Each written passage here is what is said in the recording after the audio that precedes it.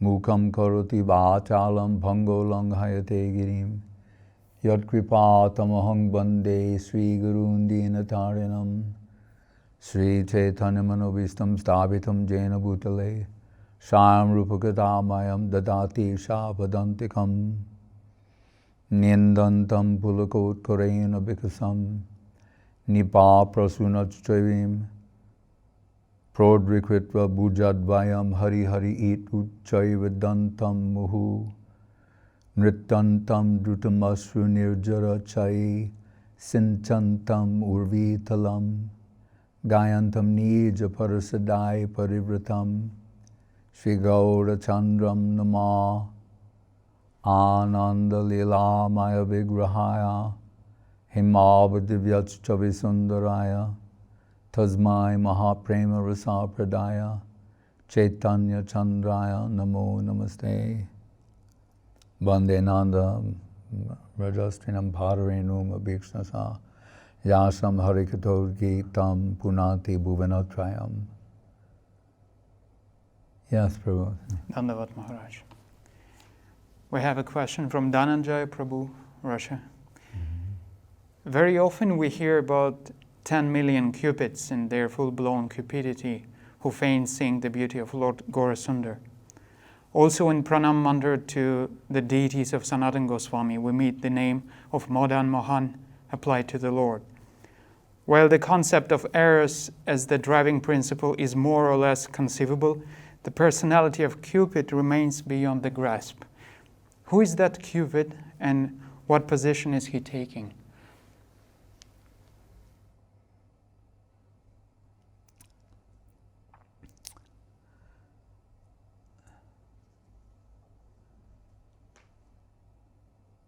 Just consider the personification of Eros in this world. Really, as Guru Maharaj says, we're talking about polar opposites. So, means the pull of the principle of Eros upon everyone in this world. For the purpose of discussion, we have the personification, Madan, Cupid, etc. Right? The personification really of a principle. Right? The only true personification that embodies that principle is Madan-Mohan Krishna. So, Guru Maharaj will point out in this, Jayatam Surato Pango Mama Mandamatergati Matsarvasva Padam Bhavojo Sri Radha Madana-Mohan. That as Madan-Mohan, Krishna is capable of exerting that attraction in the polar opposite of what we experience at present. Right? So, what we experience at present is that the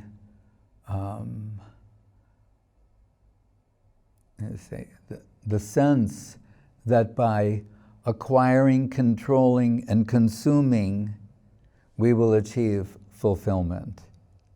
And what the beautiful, sensuous things of this world, if we can acquire, control, and consume them, we will achieve happiness or fulfillment.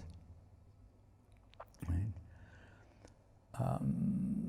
And that drive, it's the driving force, the principle of material existence. Right? So in the Gita, Urdhva Mulamada Shakyam, the example is given that says this world is like a perverted reflection of the original. Right? Where do we see that? It says like a tree whose roots are upward and the branches are downward. in two ways. One, we can say the roots of this perverted reflection of existence are upward, but they're being reflected downward. It's a perverted reflection of the upper world. But we're told on the bank of a river, when you look at the reflection, you're seeing a tree in an inverted position. So in this plane, we're seduced by the potential of fulfillment through adopting the position of a consumer. Right? So taking ourselves as the subject and everything else as the object of our fulfillment. This is alluded to by Alexander Solzhenitsyn in his Harvard commencement address when he talks about humanism being the disastrous deviation of the Enlightenment. He said, wherein they by putting man as the center of all things, and hence here, the personification of the erotic principle being Cupid, putting man as the center of all things, and the purpose of everything is its relationship and in terms of fulfilling the aspirations of man, right? Saying in that act, they have conveniently removed divinity. It's akin to relatively modern thinkers, pragmatists, who suggest that in this language, we should concern ourselves with those whose opinion matters.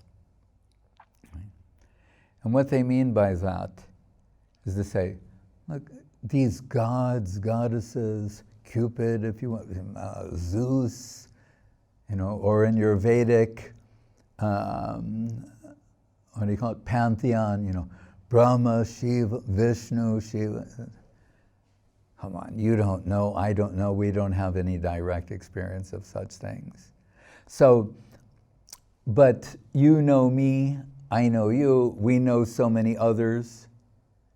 Let's concern ourselves with those whose opinions matter. Right?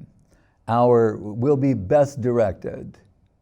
Our energy will be best directed by concerning ourselves with opinions of those who matter, which means us. Right? And that sounds reasonable up to a point. But then they go further to say that, so in one fell swoop, God's been eliminated. The gods, the goddesses, come on. So that's out of the picture. That cannot be verified by us, so their so-called opinions do not matter. Only ours do. Man is at in the central position and the measure of all things. But they go further to say that, and really, where are the aspirations of man best expressed? We know some people, they're not so articulate, or they're shy, or whatever it might be. How will their voice be heard? Certainly we will enrich ourselves by hearing this chorus of voices, like democracy. Right? So they say those who best represent the voices of everyone are those who are engaged in what is sometimes described as adventures of the intelligence, which means the creative arts, and more specifically, writers. So the gifted writer is the medium for the expression of the voice of the man who's plowing the field or growing the rice, or the taxi driver, or the wife, or whoever it might be, who is stereotypically and conventionally thought of as not someone who can best express their opinions or articulate them. But their voices should be heard, and their opinions matter. Right? And we should concern ourselves with those whose opinions matter. Right? And couple this with the saying that, if you want to tell the truth, write fiction. Or, art is a lie that tells the truth. So now it's becoming more interesting. They're saying, so where we will find our guidance and tune into the best voices to be heard will be in the adventures of the intelligence of these great writers. They have that capacity. But if that is the case, why did we dismiss? Now we're saying what is not verifiably true, which are creative arts, right? It's not verifiably true. You cannot prove that something is beautiful or possesses aesthetic beauty. It's something that cannot be proven. You can sense that, you may experience that, it may be revealed to you, but you cannot prove it. So initially we were dismissing the voices of the gods, the goddesses, or by extension, the scriptures, the shastras, on the basis that they cannot be objectively they are not verifiably true. But then when we pursue this other route, we're told the most valuable truths that we will gather will come from fiction, which by its definition is not verifiably true. So if these voices there expressing these truths based upon what is sometimes also called, one person said of a great writer, we need nothing more than his authorial voice.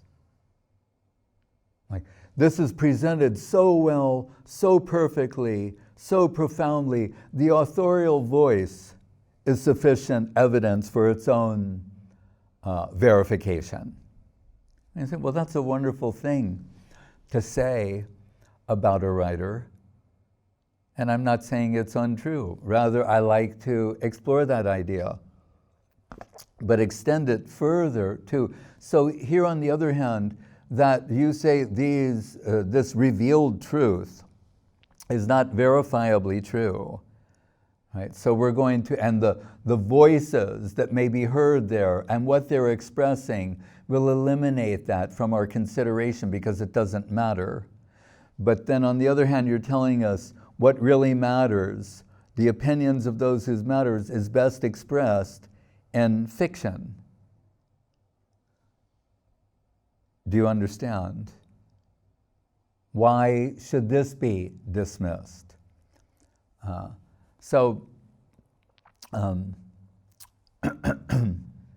Why did I take this route? Oh yes, you're not taking notes.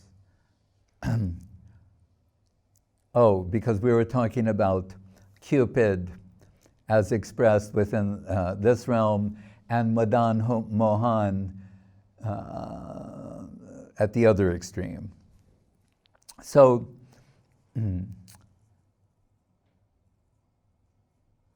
yes, so in the 11th canto of the Bhagavatam, there's a saying, Atma Parigyānamayo, Guru Maharaj mentions, that the supreme truth, the supreme reality is self-effulgent, in that sense, self-illuminating, self-revealing, self-evident.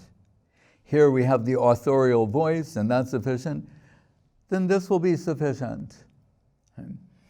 Guru Maharaj mentions that he heard Srila Saraswati Thakur give an example, that of a child born in a dungeon. And we're talking about, how do you say, old school dungeons, no windows. The only light available there is a torch. So someone from the outside world comes and says, I got a special permission to take you outside and show you the sun. And the person who spent their whole life in the dungeon says, well, let me get a torch so we can see it. The person says, no, you don't understand. A torch is not required to see the sun. The person in the dungeon is saying, what am I, a fool? What can be seen without the aid of a torch? Saying, no, please come with me and see the sun. And he said, then upon seeing the sun, he's like, oh. So overwhelming and illumination and revelation. Here, the torch is, rational thought. Right? So there's a class of things saying, what can be understood without, rational thought, logic, etc. And there's a certain case that can be made for that. But contextually, but when we're dealing with what is subjective, it will not only help us, it may misguide us. Right? Because when we're dealing with the subjective, we're talking about what is beautiful, right? What is sweet, what is charming. Eros. All of these things are subjective. Right? As the old saying goes, beauty is in the eye of the beholder. That means it's a subjective thing. That something is subjective does not mean that it is not real. Right? Humor is subjective. That something is funny, I cannot prove that something is funny. That does not mean that funny doesn't exist. But while we're on the subject, during the lockdown, one lady spent the weekend with her son, a little kid, and Monday came and she's saying, well, he's going, where are you going? He said, well, it's Monday and mommy has to go to work. And he said, Monday isn't real. And I thought, we might have a little philosopher in our, midst. He said, Monday isn't real. So he's right. So we deal in abstractions still.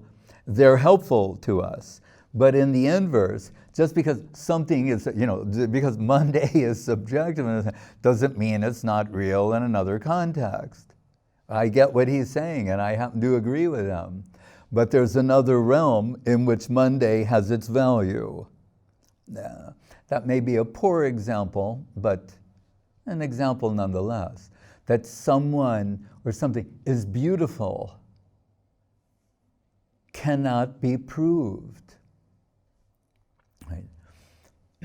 And we were speaking the other day of the origin of the word aesthetics, meaning that which is perceived by the senses, but over the course of 100 years or so, it became synonymous with the culture of beauty.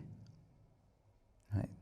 Meaning that the beauty that can be perceived by the senses, the beauty that can be seen, the beauty that can be heard, the beautiful sound, the beautiful aroma, the soft touch, right?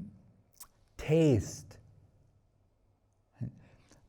Some people will say in the objective world, taste is a relative thing. But I think it was perhaps George Bernard Shaw, just to take it to the extreme with a little bit, he said, well then should we say the difference between a cannibal and a vegetarian is a matter of taste. Right? Sometimes an extreme will show the flaw in that type of thinking. But still, that said, there are people who, again, in the objective world, and say, well, who established these persons as the connoisseurs? That what they say is tasteful is actually tasteful. It's still a relative thing. It may be. But in the subjective realm, is there no room for such connoisseurs? Is there no standard of measurement or gradation or evaluation, assessment?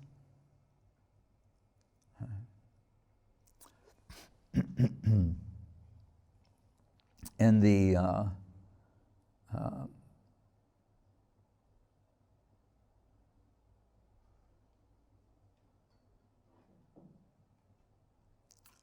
I'm thinking of John Hick, a Christian theologian. He put forth this notion, or this within the statement, he said, Christianity is on the verge of a Copernican revolution. And what he meant was, up until the time of Copernicus, people conceived of a geocentric world, with the Earth at the center and the sun and the planets orbiting the Earth. Then came along Copernicus, said actually it's heliocentric, it's a solar system. The sun is at the center, and there are so many planets that are orbiting around the sun. And we might add to that, and at varying degrees of nearness or being remote.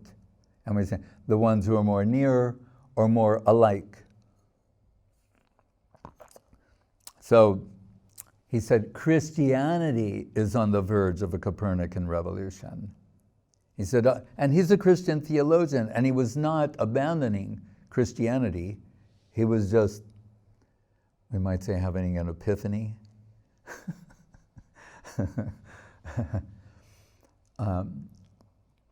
He said, up to this point, we thought this is the central conception, and there are others orbiting it, near or far. He said, but what we're going to realize that there is one supreme absolute truth, and this is one of many theistic systems orbiting that central absolute truth.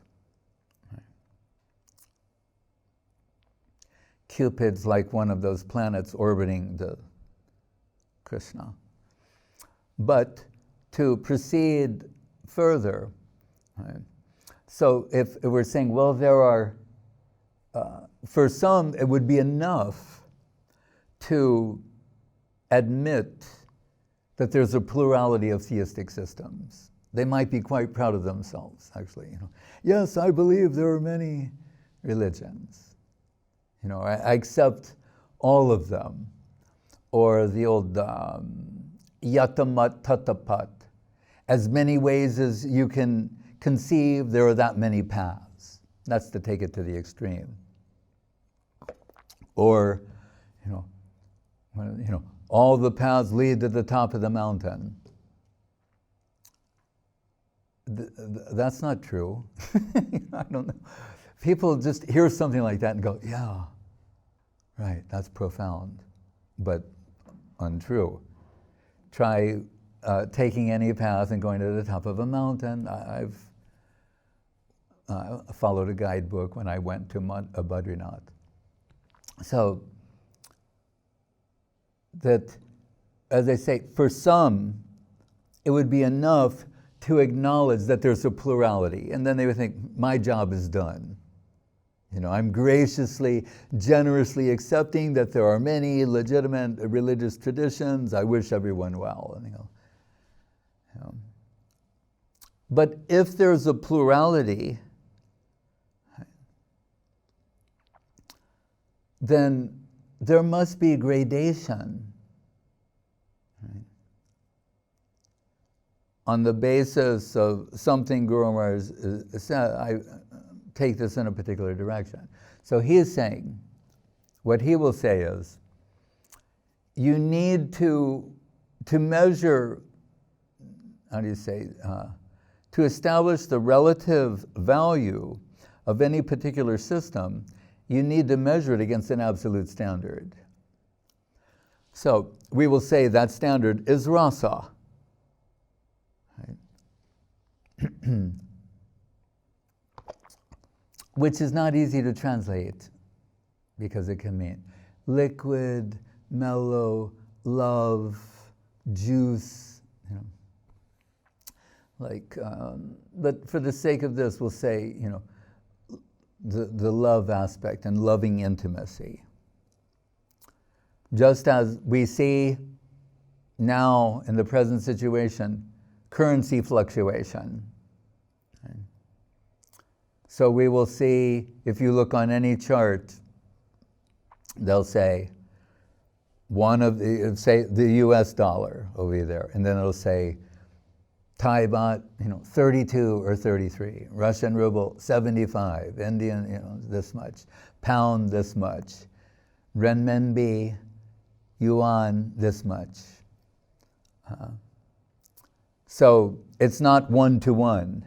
So in the world of currency, we recognize there's a plurality, but it would be a false assumption to think that they all are equal.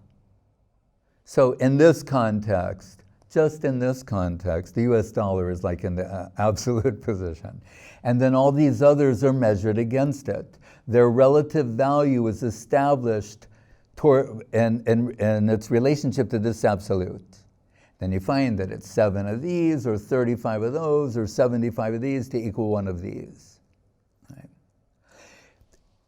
All of them have value. It is not to say they are valueless, but it is not one-to-one. So there are so many theistic systems orbiting that central absolute truth, but they're not one-to-one in terms of their value.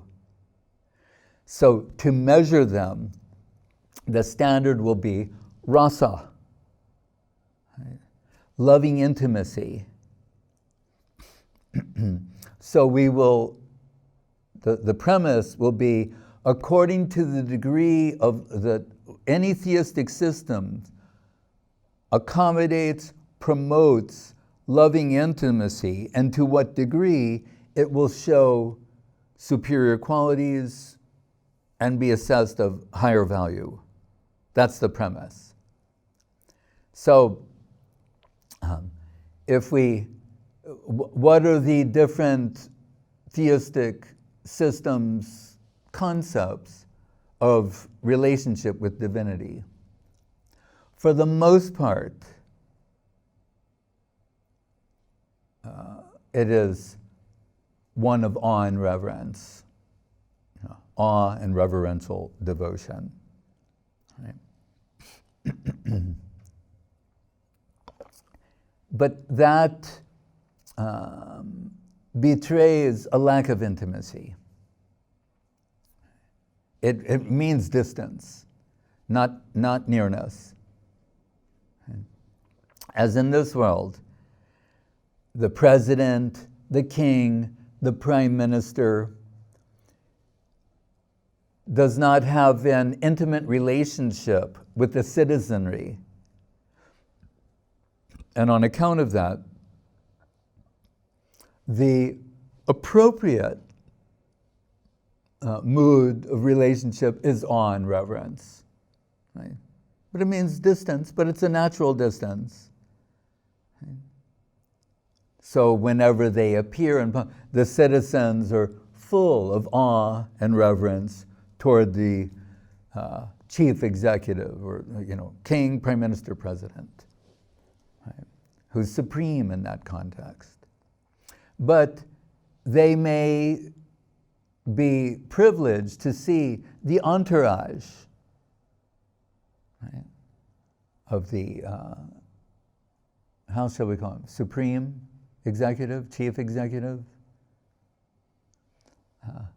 They see he has an entourage.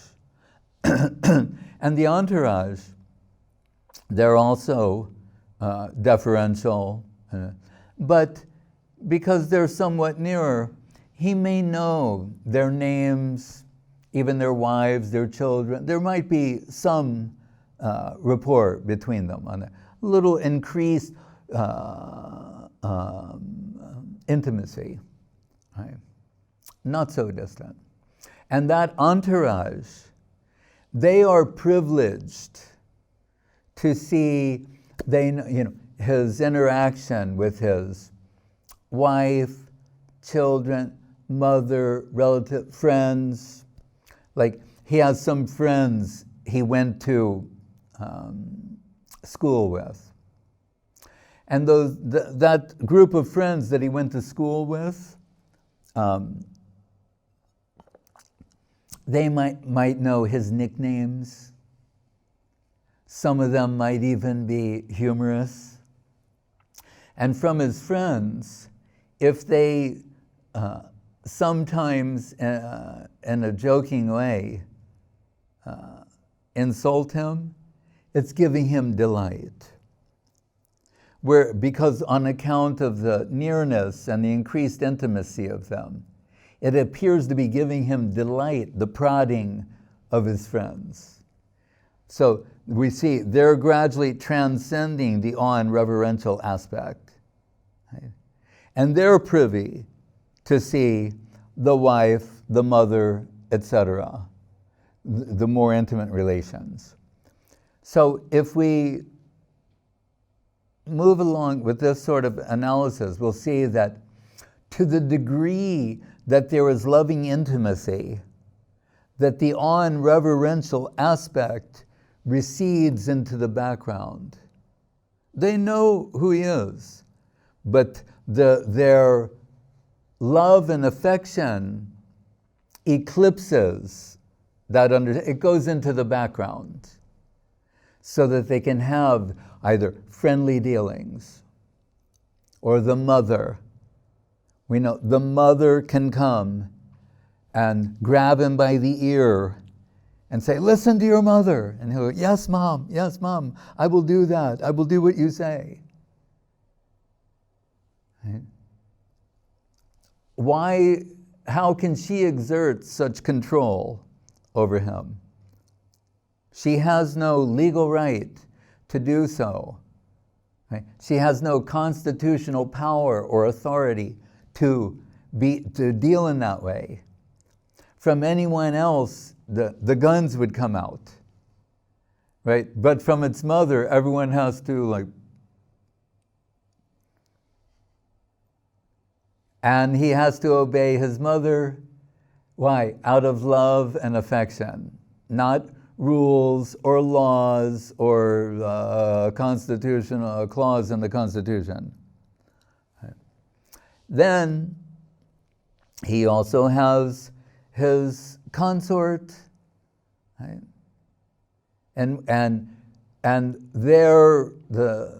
that relationship is private, right? So that means he also has the erotic tendency, right? But that is a private matter. Right? So if we, like Rupa Goswami has analyzed these in the 5 relationships, Dasya, Sakya, Vatsalya, Shanta, Dasya, Sakya, Vatsalya, Madhura, Svakya, Parakya. So he's saying these 5 types of loving relationships are possible with the supreme absolute, the sweet absolute. In which theistic system are they accommodated? I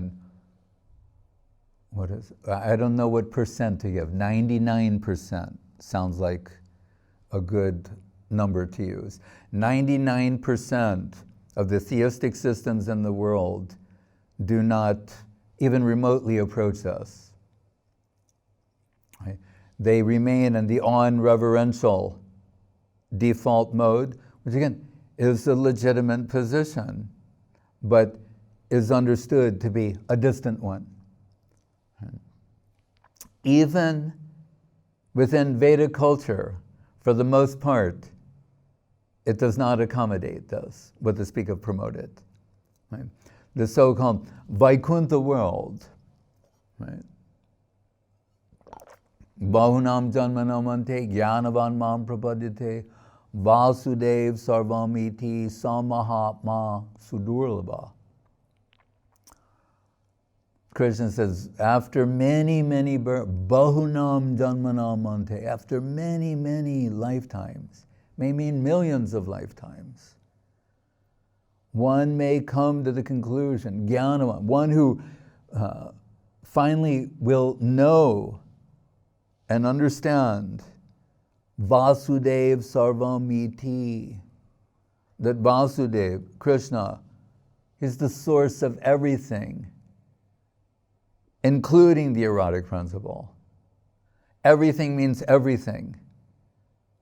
Right? I say, you mean like we've seen in this world? Right?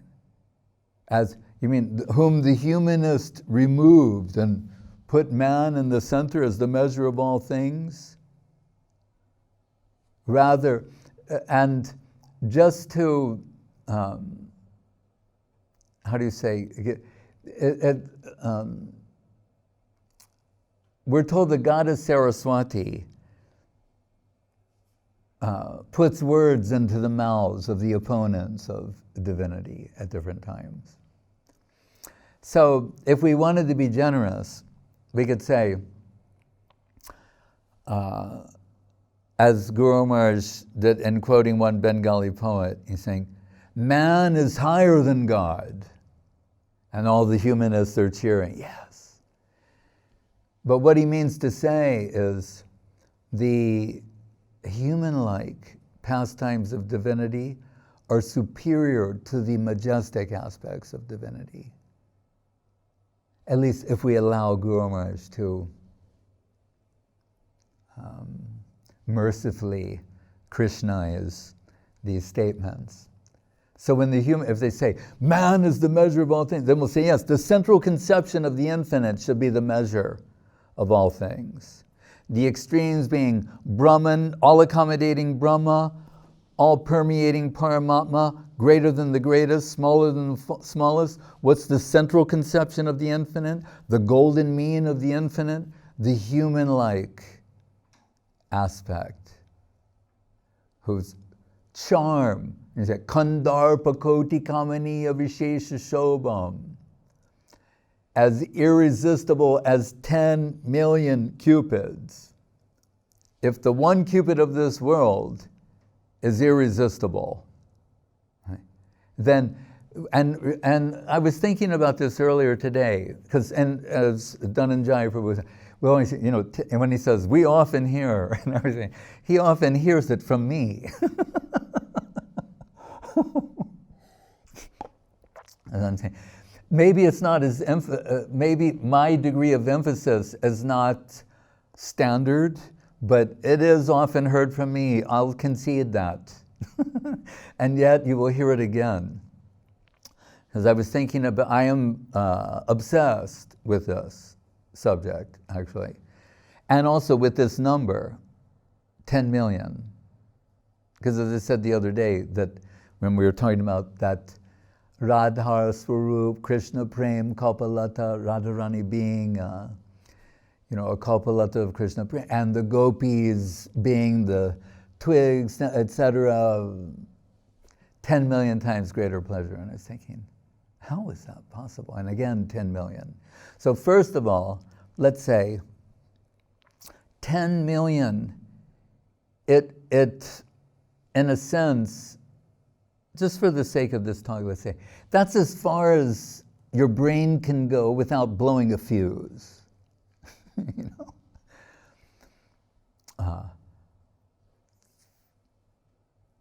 So that's just like we hear, to the nth degree. Just 10 millions, something a little more you could wrap your brain around before it explodes.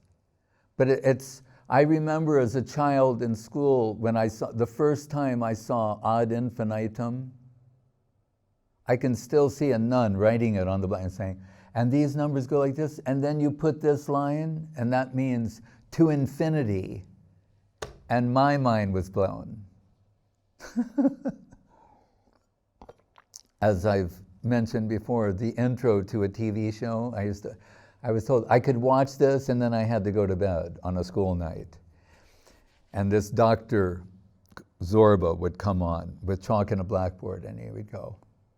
He would draw, he'd go, man, woman, birth, death, infinity. I really like that. Hence, infinity media. So 10 million. So this Cupid, this cherub, right? Cherubic form we see in the paintings of the Western masters, right? The Renaissance or before, do you know? Yeah, I believe so. The little chubby cherubic Cupid with the bow, Cupid's bow, the lips compared to Cupid's bow.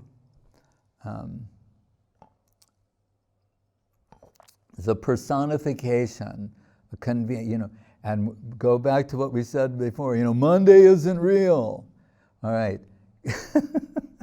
The Cupid of this world may not be real in a personified form, but that icon is there to represent that principle, that tendency, that however unverifiable, is as real as anything and intrinsic to our existence.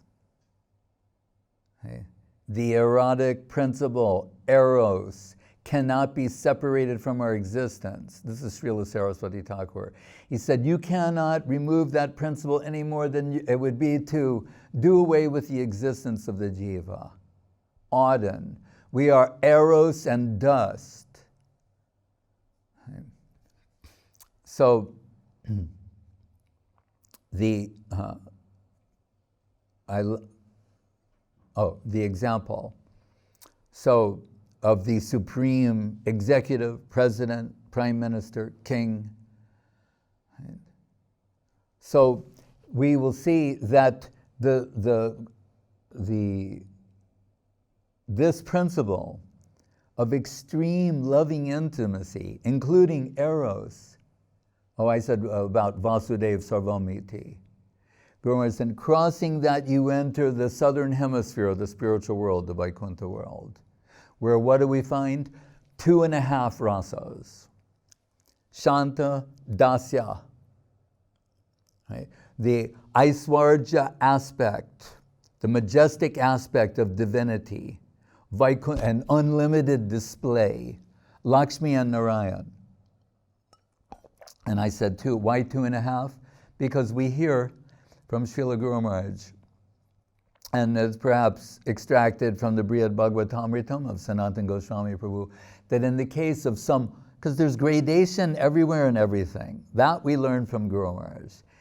Everywhere and in everything. In the Brahma Jyoti, so those with microscopic vision can distinguish between the different souls and their different swarups. In the undifferentiated plane, those with as an offset printing with a loop, you can see cyan, magenta, yellow, and black, which otherwise looks like a uniform color from a distance. There is gradation in everywhere and everything.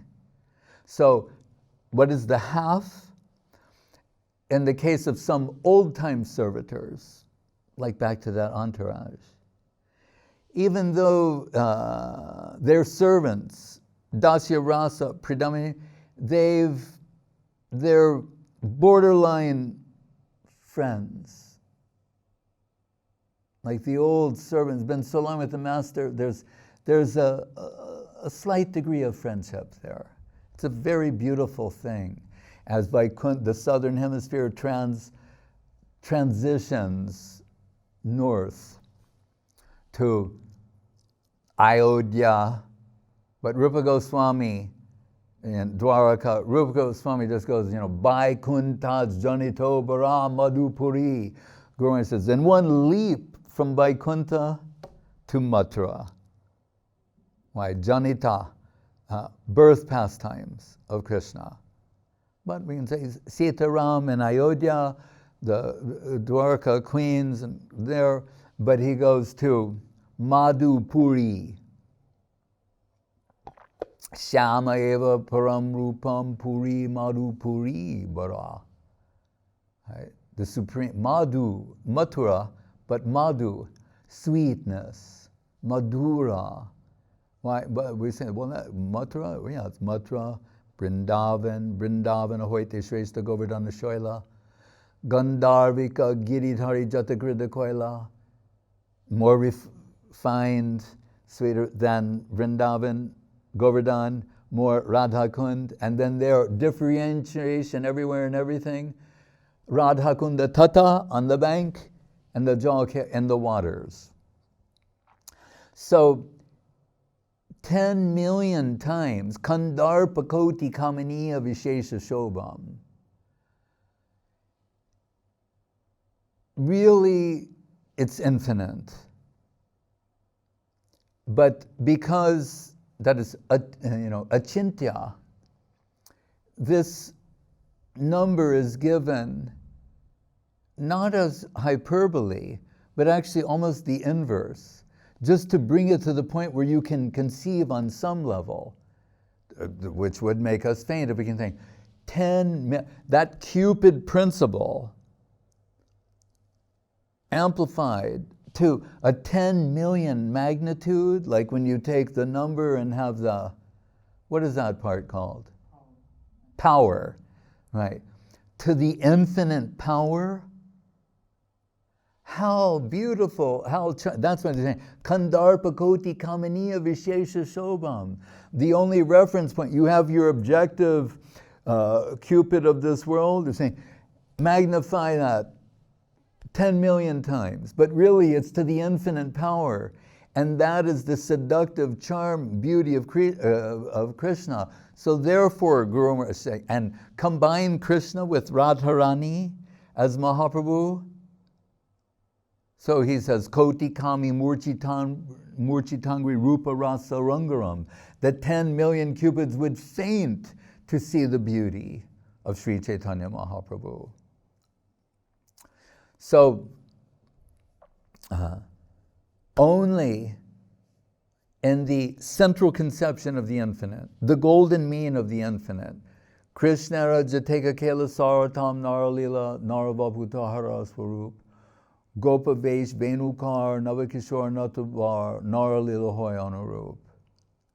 The human-like pastimes actually are of Krishna, the Supreme Personality of Godhead, reality of the beautiful,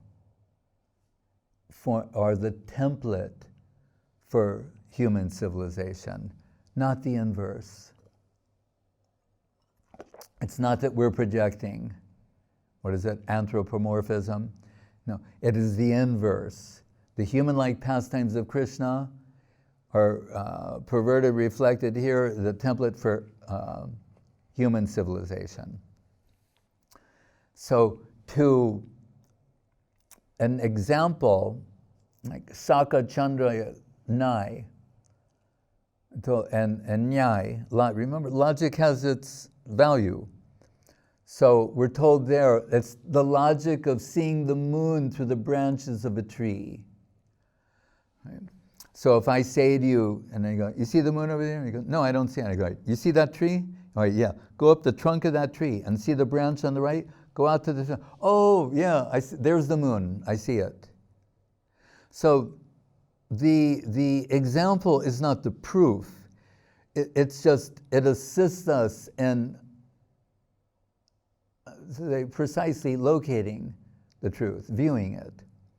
So when this is a method for helping us to point us in the direction. That Cupid of this world you're familiar with, either by in a visual sense or an abstract sense as an icon representing the principle of Eros and its power to afflict the heart, to drive one to madness and seeking its fulfillment.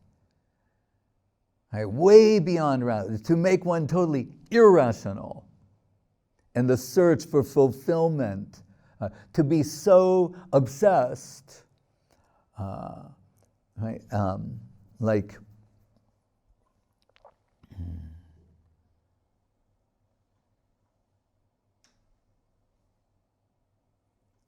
Guru Maharaj said in poetry of Kalidas, what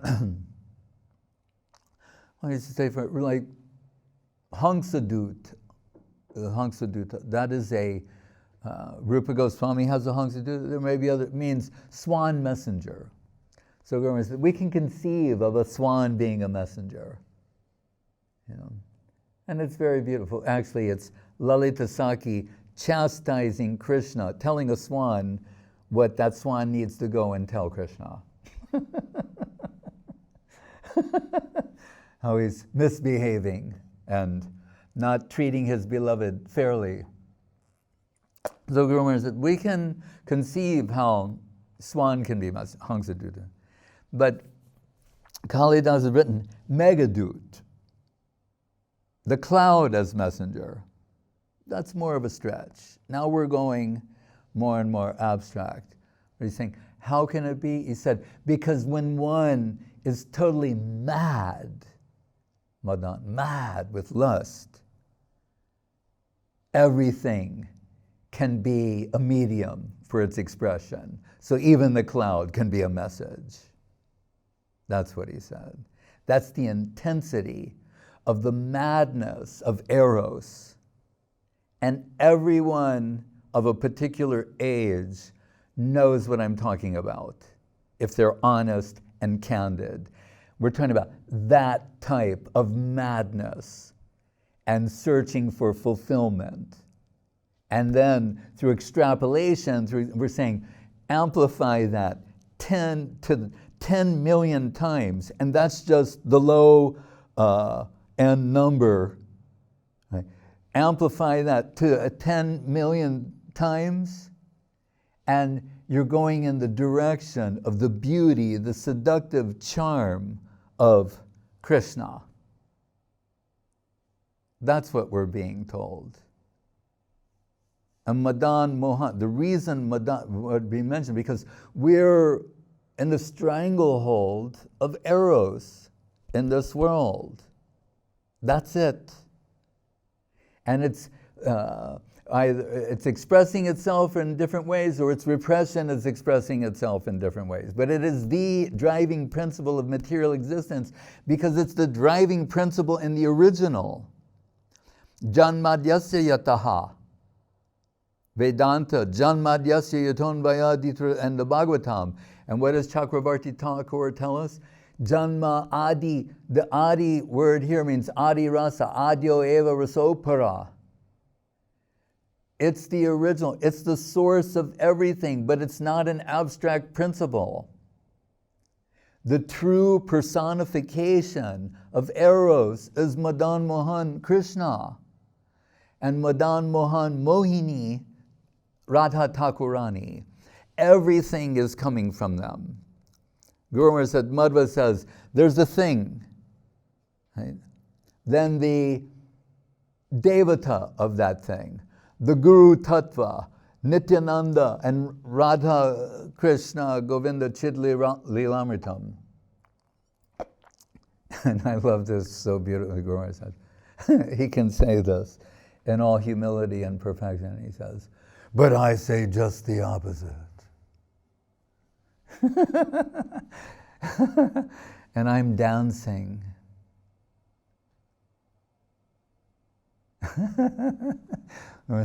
Radha Govinda Chidlilamritam, Nityananda Balaram, the Devata, the Guru Tattva, the Devata, the thing.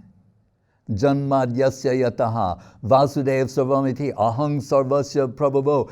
Everything is coming from him, from them. Krishna is not alone. It is the original principle in all of its purity and beauty and charm and sweetness.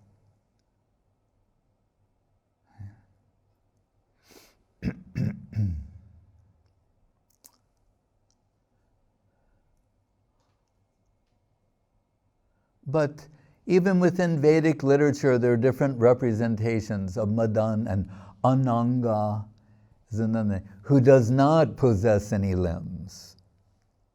Right? There are different ways of approaching this, yet exerts so much power. But Krishna, and beautifully, when Mahaprabhu is wandering in the Vrindavan forest, we're told, when he's in Jagannath Puri, he's deeply immersed in Krishna Prem. But as he starts approaching the Vrindavan, it increases 100 times. As he gets nearer, and when he's in the forest of Vrindavan, thousands and millions of times. Again, it's to indicate a particular magnitude of intensity, of ecstatic depth, experience, emotion, feeling. And there in his divine madness in the forest of Vrindavan, two parrots fly and land on and one is praising Madan-Mohan Krishna and saying, my Krishna is Madan, he's so beautiful, charming even Cupid and everyone in the universe.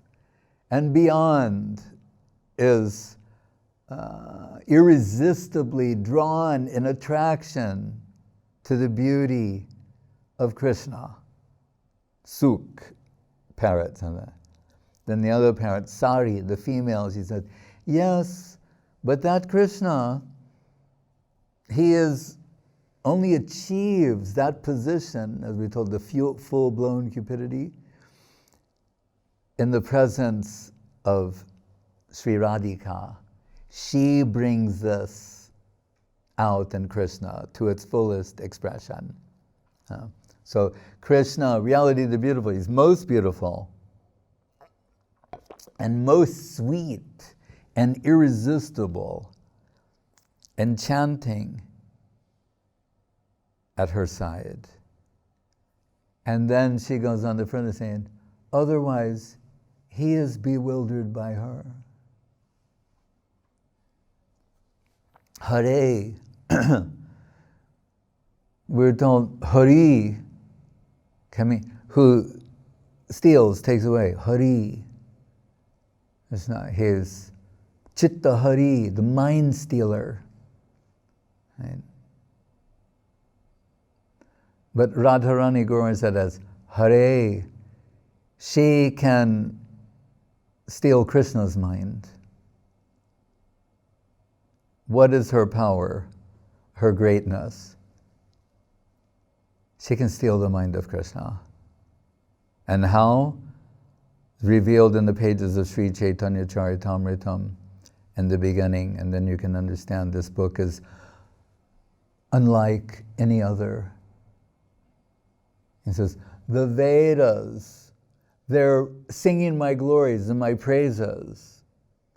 They're praising him for his innumerable avatars, whereby he comes into this world to rescue and reclaim fallen souls.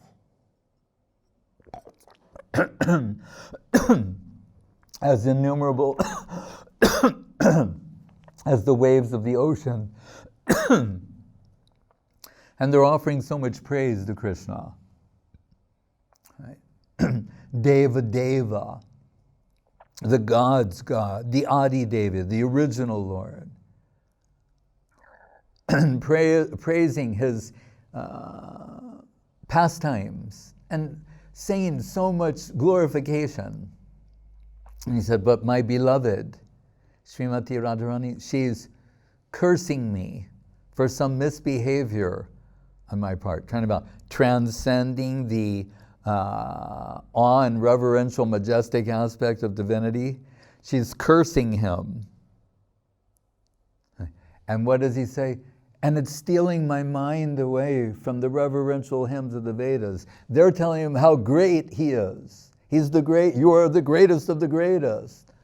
You know, Param Brahma, Param Dham, Pavitram, Paramam Bhavan. You know.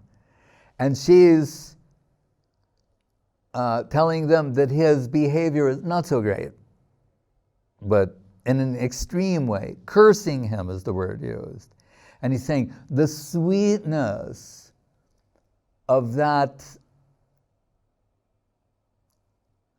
infused and that emotional outburst from her is stealing his mind away from the reverential hymns of the Vedas.